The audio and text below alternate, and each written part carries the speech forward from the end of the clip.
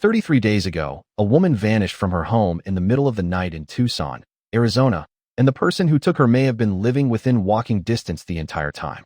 Welcome back to Cold Case History.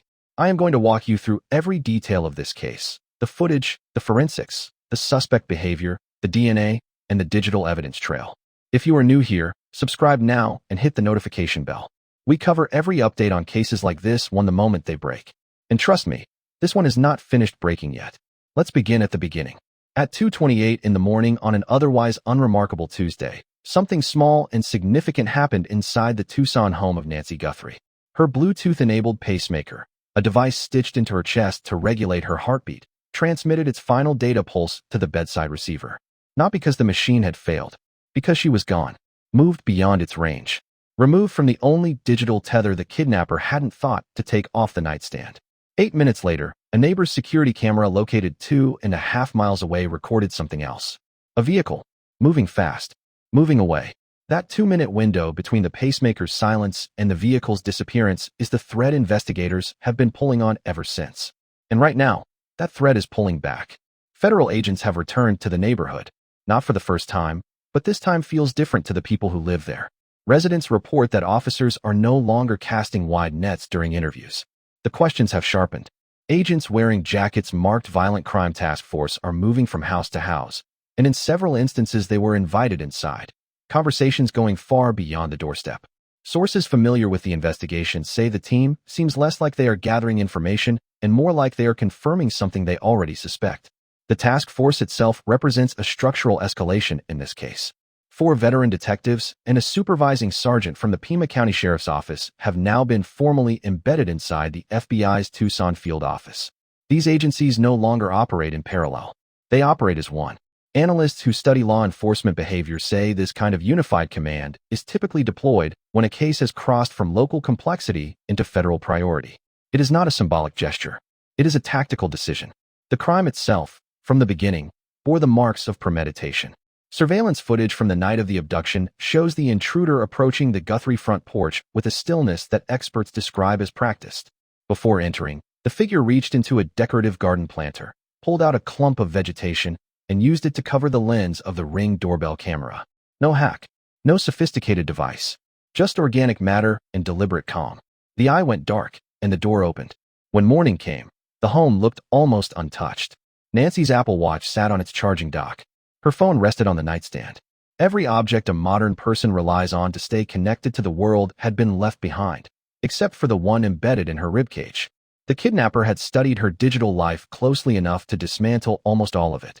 But pacemakers don't get set on tables. And that 2:28 a.m. signal has become the forensic cornerstone of the entire investigation. The delay in identifying the vehicle on that neighbor's camera, a gap of nearly 20 days, is what initially slowed the case. The footage existed, but it sat on a server 2.5 miles outside the original search perimeter. It took 3 weeks of methodical door-knocking and private data recovery requests before that 8-minute gap between the pacemaker's silence and the vehicle's movement was finally closed. That delay explains why investigators are back. The neighbors first interviewed in the initial 48 hours are now seeing the same faces at their doors. Only this time those faces are asking very different questions. One resident described it plainly. The agents no longer feel like they are looking for something. They feel like they are confirming where they already know to look. That shift is one of the most telling signs in the entire investigation. When a federal task force stops broadcasting wide and starts narrowing its focus, it almost always means the evidence has begun pointing in a specific direction. The silence that follows is not stagnation. It is a predator going quiet before it moves. Not all of the forensic leads have paid off immediately. A latex glove was recovered near the same 2.5-mile marker where the vehicle was captured on camera. For a brief moment, the investigation lit up with possibility. DNA was extracted from the interior lining and submitted to CODIS, the national database of convicted offenders and arrestees. The result came back empty. No match. And yet, investigators later announced they had identified the glove's owner, a local restaurant worker, and cleared them of any connection to the case. That disclosure created an interesting forensic puzzle. If the DNA wasn't in the national database, how was the identification made so quickly? The most likely answer points to forensic genetic genealogy or a familial match through a consumer ancestry platform. If a sibling or a cousin had ever submitted a DNA sample to a commercial genealogy service, Investigators could have reverse-engineered the restaurant worker's identity without that person ever having a criminal record.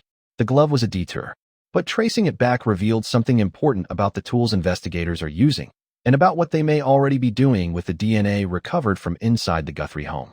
That interior DNA is the real anchor of this investigation. And unlike the glove, it has no easy explanation. If you're still here, subscribe, because cases like this only work when people stay and tell us where you're watching from. I love seeing my global family represent. Drop your country or city in the comments. The cellular dead zone surrounding Nancy Guthrie's home has emerged as one of the case's most defining and frustrating features. Standing on that street, the signal drops to almost nothing. For residents, it is a daily inconvenience. For the person who took Nancy Guthrie, it may have been a tactical choice. Digital forensic experts familiar with the Brian Kohberger investigation in Idaho have noted that this kind of geography creates a worst-case scenario for tower-based data recovery. Standard tower dumps. The process of pulling every device ID that pinged a local cell mast depend on phones actually connecting. In a weak signal zone, many devices never do. They search, they drop, and they leave almost nothing behind. But there is a deeper problem than the dead zone itself. In the Kohberger case, the suspect was identified partly because his phone appeared somewhere it had no business being. A device from Pullman, Washington appearing in Moscow, Idaho in the middle of the night was an anomaly, a needle that stood out sharply against the background noise. That case worked because the suspect was an outsider. What if this suspect is not? Analysts who have studied the Guthrie case closely have raised a possibility that has unsettled investigators from the start. If the person responsible lives in or near the neighborhood, their phone connecting to a local tower is not suspicious. It is normal. In a dataset filled with thousands of devices belonging to residents, commuters, and passersby, the most dangerous number is the one that looks exactly like it belongs. A neighbor does not create a digital anomaly. A neighbor is the baseline. This is why the task force has pivoted away from simple tower data collection and toward a much more demanding approach: individual pattern analysis. Investigators are not just asking where a phone was on the night Nancy vanished. They are pulling months of prior activity and comparing a person's regular habits against what happened on that specific night. Do they normally check their phone in the early hours of the morning? Do they typically respond to messages, look at the time, scroll briefly before falling back asleep? And if so, why didn't they on that particular night? Forensic analysts describe this as the absence of normal behavior. A phone that is always active going suddenly quiet is not invisible. It is a different kind of signal. 2 individuals were detained during the investigation. One near the Mexican border under circumstances that briefly fueled theories of a cross-border abduction, and a second pair at a private residence close to the Guthrie home. Neither was charged. Both publicly denied any involvement. But in both cases, federal agents seized their mobile devices and, notably, did not return them. In a standard missing person case, property is typically given back once someone is cleared. In a federal kidnapping investigation, a seized phone is not just evidence of one night. It is a record of months. Investigators are not only examining where those devices were when Nancy disappeared. They are looking at whether those phones were quietly circling her block weeks before the abduction. They are looking for digital reconnaissance, repeated visits to her address, searches for property layouts, surveillance of the family's public social media presence. The retention of those devices tells you everything about how far back investigators believe the planning may go. The footage from the porch camera has also generated a detail that has shifted the investigation's profile significantly. High-definition enhancement of the obscured footage revealed a rectangular object protruding from the intruder's jacket pocket. Early speculation pointed toward a signal jammer, which would explain the absence of any triggered alarm. But digital experts have increasingly leaned toward a different conclusion: a professional-grade two-way radio. A walkie-talkie. If that identification is correct, the implications are considerable. A handheld radio implies a second person. A lookout posted at the end of the street. A driver waiting in the vehicle captured at 2:36 a.m. This is no longer a lone actor scenario. This is a coordinated operation with roles, timing, and communication. And coordination, in the digital age, always leaves traces. Whether through radio frequency logs, encrypted channel activity, or prearranged movements captured on cameras the team didn't know existed. 2 people working together are statistically far more likely to make a mistake than one. Federal agents are currently reviewing local purchases of high-frequency radio equipment and monitoring for unauthorized transmissions on encrypted channels that may have been active on the night in question.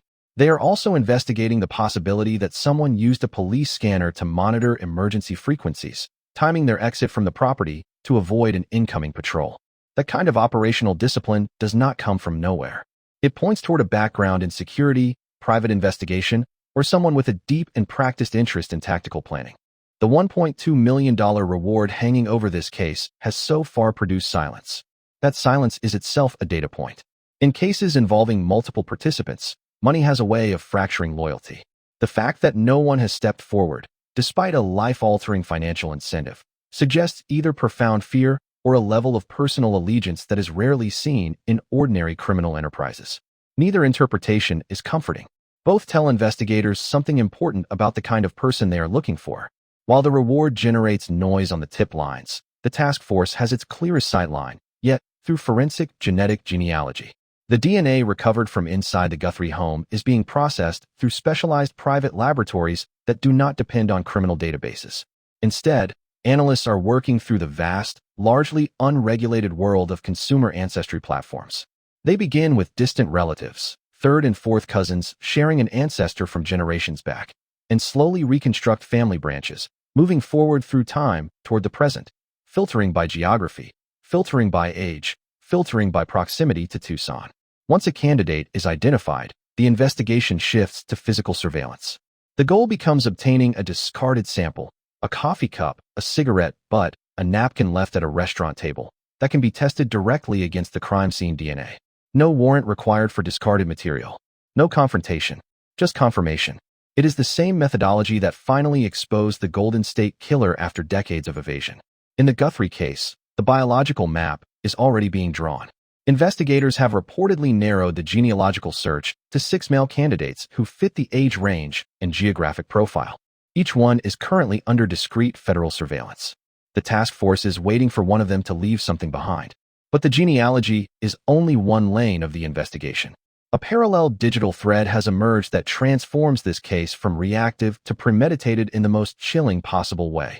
A review of local internet service provider records revealed that in June of 2025, months before Nancy Guthrie disappeared, a series of highly specific searches were conducted from an IP address investigators are still working to fully identify.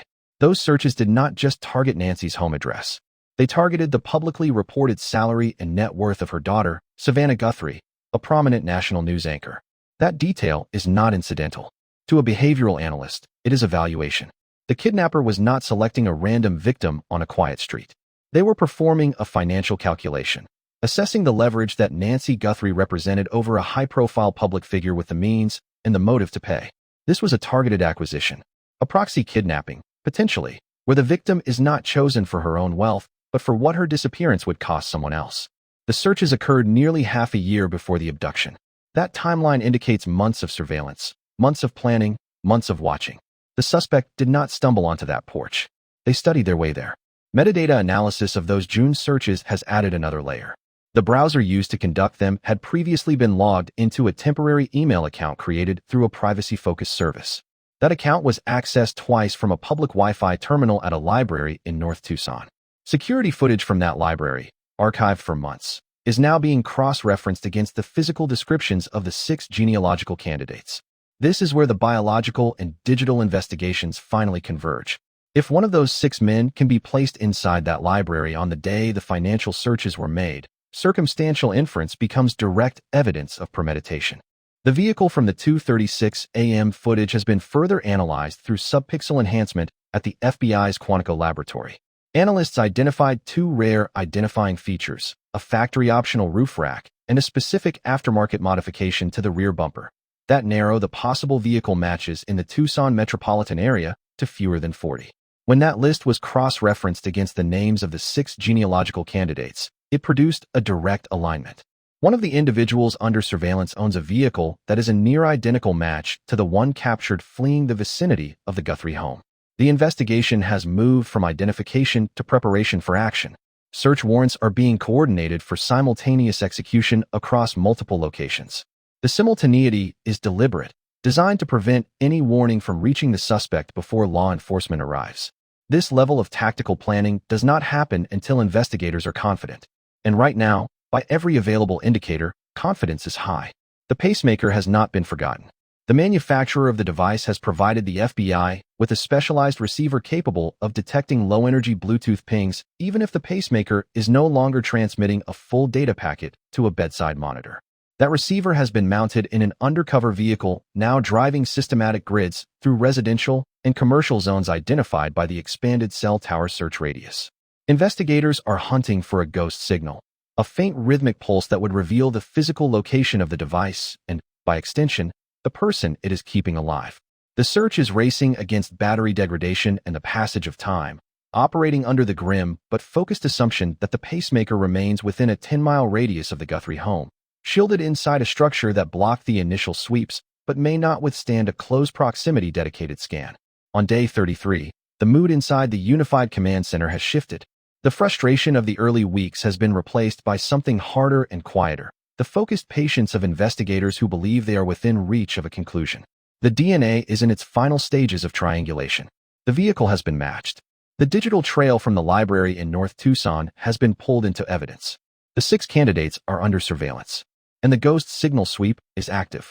The dead zone of cellular coverage that the suspect may have chosen for its invisibility is being mapped inch by mobile signal units deployed to recreate the exact conditions of that night. A digital twin of the crime scene is running simulations of every possible arrival and departure route, through backyards, through desert washes, through unmonitored alleys, searching for the one path that was missed the first time. The $1.2 million reward sits unclaimed, but the silence it has bought is running out. Nancy Guthrie's disappearance was executed with precision, but precision is not the same as perfection. Somewhere in the overlap between a June internet search at a North Tucson library and a vehicle with a specific aftermarket rear bumper and a phone that went unusually silent at 2:28 in the morning, the person responsible made mistakes. And those mistakes are now in federal hands. The next 48 hours will define this case. The arrest is being prepared. The interrogation room is waiting. And the truth that has been buried in the Tucson desert for 33 days is about to be brought into the light. If this case matters to you, and it clearly does, because you are still here, then do 3 things right now. Hit subscribe, because when this breaks, we will be the first to cover it in full. Drop a comment telling us where you are watching from. This community is global, and it is powerful, and it keeps cases like this alive. And share this video with one person who needs to know what is happening in Tucson. The more eyes on this case, the harder it becomes for anyone to disappear into the silence. Nancy Guthrie's story is not over. Neither is our coverage. We will be here when the next update drops. And trust me, it is coming.